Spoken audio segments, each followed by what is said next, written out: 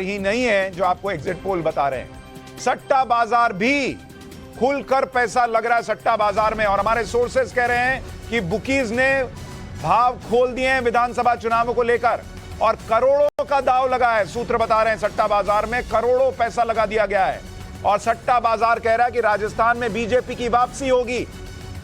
आगे क्या होगा वो बताऊं, उससे पहले मध्य प्रदेश को लेकर सट्टा बाजार क्या कह रहा है, एक बार उसको देखते हैं।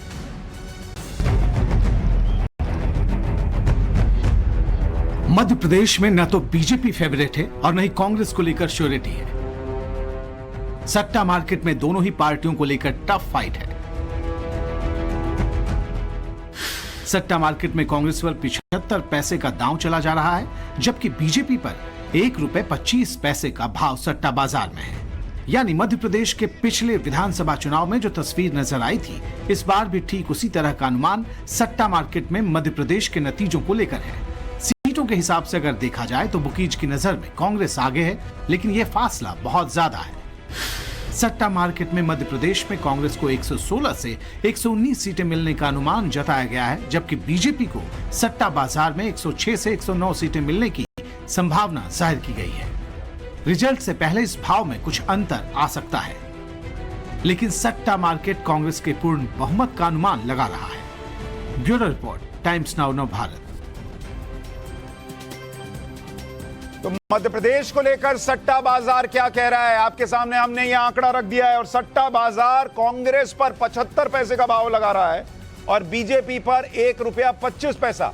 और सट्टा बाजार में जिस पर पैसा कम लगता है यानी उसके जीतने के चांसेस ज्यादा हैं, और जिस पर पैसा ज्यादा लगता है उसके जीतने के चांसेस कम है। मध्य प्रदेश पर सोर्सेस कह रहे हैं कि सट्टा बाजार कह रहा है कि कांग्रेस 116 से 119 सीट जीत सकती है और बीजेपी 106 से 109 सीट जीत सकती है। तो मेहमानों के पास जाऊं उससे पहले राकेश, ये सट्टा बाजार में ये लोग कैसे आकलन करते हैं? मतलब हम तो रिपोर्टर से पूछते हैं, आप लोगों के पास भी फोन आता है कि किस पे पैसा लगाए, होता कैसे ये?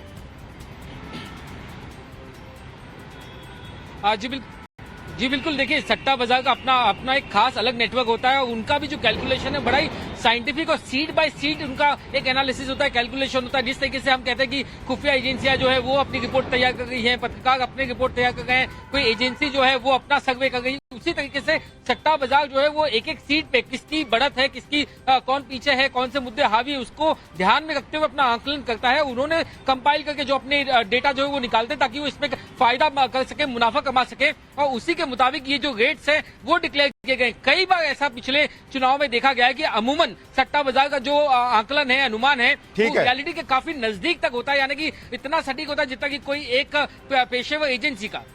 ठीक है, यानी उनका अपना हिसाब चलता है और भैया जो पैसा लगा रहा है वो कुछ तो हिसाब रखता ही होगा। ऐसे तूफानी हवा में तो लगाता नहीं होगा कि आज पिया एक कोल्ड ड्रिंक और आज कुछ तूफानी करते हैं करके पैसा डाल दिया। लेकिन मैं मेहमानों के पास आऊं उससे पहले मकरंद काले, आप सहमत हैं सट्टा बाजार कांग्रेस को जिताता दिख रहा है? 119 सीट तक दे रहा है सट्टा बाजार।